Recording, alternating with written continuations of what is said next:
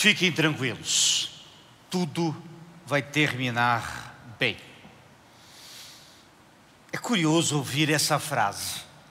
Em dias de lutas, em dias de aflições, em momentos complicados, às vezes não é simples ouvir, tudo vai ficar bem. Mas acredite que a palavra nos assegura exatamente isso, mas em outra perspectiva de vida. E é isso que nos ensina esse texto do Evangelho de João, capítulo 16, verso 33. Jesus está aqui se despedindo dos seus discípulos. É um momento muito especial. Há muitos ensinos dos capítulos 14, 15, 16 e culmina, é claro, na oração sacerdotal do capítulo 17. Mas neste finzinho, Jesus olha para aqueles seus discípulos com um penetrante olhar e diz assim: essas coisas vos tenho dito para que tenham paz em mim. No mundo passais por aflições, mas tende bom ânimo, eu venci o mundo. Que o Senhor nos inspire na compreensão da sua palavra. Note que Jesus não promete um mundo sem aflições, Ele promete paz nele e coragem ancorada na vitória que só o Senhor pode dar. Esse tão pequeno verso fala tanto para nós. Primeira coisa que nos diz que paz é presença de Cristo. Entenda, o pensamento é diferente do mundo. O mundo pensa em circunstâncias e então eu tenho paz. O crente pensa em relacionamento com Cristo e então eu tenho paz. E essa é toda a diferença. Quem pode viver nesse mundo sem tribulações e aflições e tantas coisas nesse sentido? É preciso compreender, meus irmãos, que a nossa paz encontra-se unicamente em Cristo. Como o cântico antigo diz, não olhe as circunstâncias, olhe o seu amor, olhe para Jesus. Pois eu asseguro que se você focar apenas nas circunstâncias, você nunca terá paz. É interessante, é mais ou menos como um GPS do carro. Quando a gente sai da rota, ele avisa, recalcule a rota, vá para o caminho certo. Mas a gente nota que quando a gente volta para a estrada não melhorou. Mas o guia que está dentro do carro é que faz a diferença.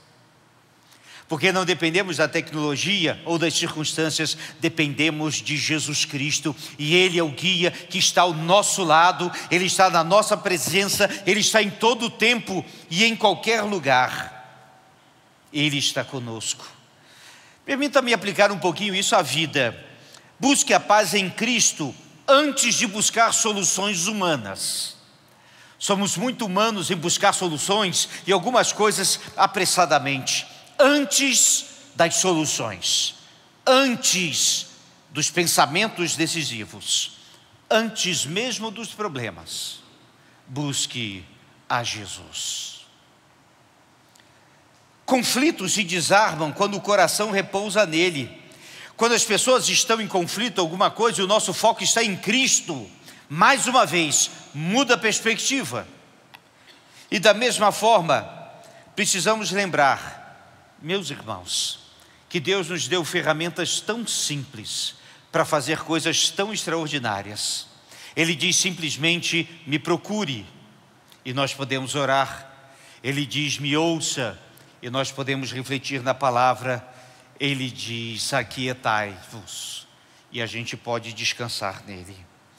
Paz é presença de Jesus. A segunda coisa que esse texto nos ensina é que problemas existem. Não estou querendo desanimar ninguém não, mas eles existem. Mas os problemas não podem nos definir, nem nos impedir e nem nos abater. Como eu disse, problemas teremos. Fiquem tranquilos. Cuidado, não confunda aflição com abandono de Deus. Não é isso. Aflição são as lutas da vida, e elas acontecem porque o mundo jaz no maligno, o mundo está imerso no pecado.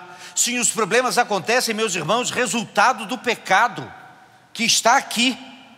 Este mundo precisa de Jesus. Mas essas aflições, sem dúvida nenhuma, muitas vezes nos tiram a paz. Eu trouxe aqui 5 tipos de aflições. Veja bem, todos nós, de um jeito ou de outro, passamos por algumas delas.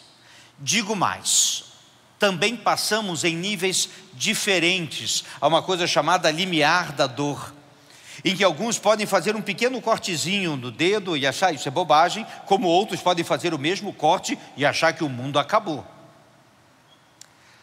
Mas é curioso que no mundo teremos aflições. Rapidamente, das 5 que são conhecidas. Primeiro, aflições do corpo. Aqui estão as doenças, as enfermidades, as limitações físicas, sofrimento corporal, que nos lembram da nossa fragilidade humana. Você pode ser o maior atleta do mundo, bem preparado, se cair doente, não dá para correr. Você pode achar que não, mas algumas enfermidades mostram exatamente o quão frágeis nós somos. Como precisamos do Senhor. Vocês já pararam para pensar que o homem cheio de tecnologia, desenvolvimento e ciência pode ser derrubado por um mosquitinho deste tamanho? As aflições do corpo nos fazem sempre voltar para Deus. Ele é o Deus que cura, como cantamos, é o Deus que guarda, mas é o Deus que também diz: aguenta firme, eu estou com você. Aflições da alma. Essas parecem que estão aflorando ainda mais em nossos dias, mas na realidade elas sempre existiram. Angústias emocionais, ansiedade, depressão, medo, tristeza, e que afetam a nossa paz interior, paralisam e nos afligem. Quantos estão passando por isso? Aflições da alma. Aflições relacionais, e aqui eu falo de família, eu falo de rejeição, solidão, traição, rupturas nos relacionamentos, que ferem a nossa necessidade, o nosso desejo de estar junto. Aflições materiais, aqui pobreza, desemprego, falta de recursos básicos, insegurança financeira, que testam a nossa fé. E finalmente, aflições espirituais, dúvidas de Deus, sensação de distância, tentações persistentes e tudo mais que desafia a nossa vida espiritual. Veja bem, meus irmãos, o que está listado aqui é uma situação da nossa própria vida. E Jesus simplesmente afirma isso. No mundo, vocês vão ter aflições. 2 palavras importantes nessa frase. Primeiro, o endereço, o mundo. E segundo, as coisas, aflições. Mas tem um jeito. Porque as aflições podem escrever capítulos, meus irmãos, mas não editam o final. Elas podem nos atrasar, nos abater, mas elas não podem nos vencer. Elas podem realmente nos deixar meio para baixo. Mas acreditem, Jesus poderia ter terminado esta frase assim: no mundo tereis aflições. Mas não é assim que ele termina, não é assim que a Bíblia termina, não é assim que a nossa vida termina. Ela termina de outra forma: tende bom ânimo, eu venci o mundo. Bom ânimo, ele venceu. A base dessa coragem, meus irmãos, não é otimismo humano, é a história concluída, é Jesus dizendo: eu venci. Jesus viveu etapas e venceu cada uma delas. Nasceu, o seu ministério foi maravilhoso, morreu por nossos pecados, mas ressuscitou e venceu a morte, venceu o mal, venceu todos os males. Jesus então esteve entre os homens e subiu ao céu mais uma vez. E ele prometeu que virá, porque ele venceu e vencerá. Entenda, meus irmãos, que a nossa crença aqui é na vitória em Cristo Jesus. 3 movimentos práticos para isso. O primeiro é crer. Jesus venceu, mas você precisa crer. Jesus está conosco. E é preciso entender que é preciso permanecer. Há uma expressão que eu gosto, chama-se coragem diária. Eu ouvi recentemente uma expressão que parece que nós precisamos fazer musculação com a esperança. A gente precisa acordar de manhã e exercitar a nossa esperança. Antes dos jornais, antes de começar o dia, parece que como que fortalecendo a nossa esperança. Essa coragem diária encontrada em Cristo é essencial para permanecer nele. E é preciso avançar. A vida cristã é passo a passo, é jornada, e chegaremos lá. Isso, meus irmãos, é extraordinário. Ele venceu, e eu creio, meus irmãos, que nós também podemos. Por isso, diante de algumas circunstâncias, está na hora de refletir, não nelas, mas quem está com você. E se Jesus está conosco, assim, nós também vencemos. Quero contar a história da Johnny Tada. Eu a conheci, na realidade, a minha filha, Rúbia, trabalhou numa organização que ela tem e teve algumas reuniões com a Johnny. Hoje ela está com 75 anos de idade. Johnny, em 1967, aos 17 anos, ela foi brincar com a sua família e mergulhou num lago raso e bateu a cabeça e fraturou a coluna cervical.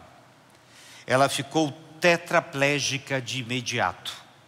E eu estou falando de 1967, quando ainda se engatinhava muito na medicina no que diz respeito a esse tipo de tratamento. Em segundos, aquela jovem animada perdeu tudo. Muitos segundos. Bem, ela desanimou porque os médicos logo disseram que ela jamais andaria ou voltaria a qualquer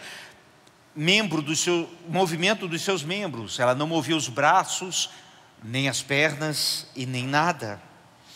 Os primeiros anos foram devastadores. Johnny entrou em depressão profunda. E convenhamos, meus irmãos, com toda razão. Ela esteve mal.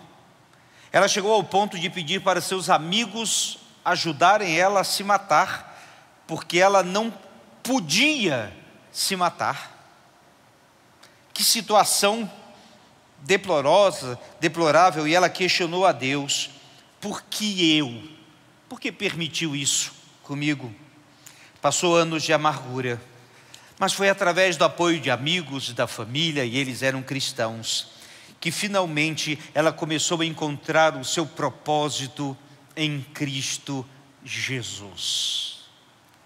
E isso, meus irmãos, foi muita oração, e foi uma experiência muito real e pessoal. E só quem já chegou no fundo do poço, e ela passou do fundo do poço, que pode dizer: eu tive um encontro com Jesus Cristo.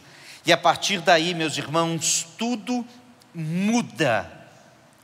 Ela aprendeu a pintar segurando literalmente o pincel com a boca. E ela se tornou uma artista. Deus proporcionou que ela desenvolvesse partes ainda do movimento e de tudo que poderia fazer. E ela descobriu que a sua cadeira de rodas poderia ser uma plataforma para ela anunciar o que Deus fez com ela, por ela. E então Johnny se casou e começou um trabalho, meus irmãos, por todo o mundo.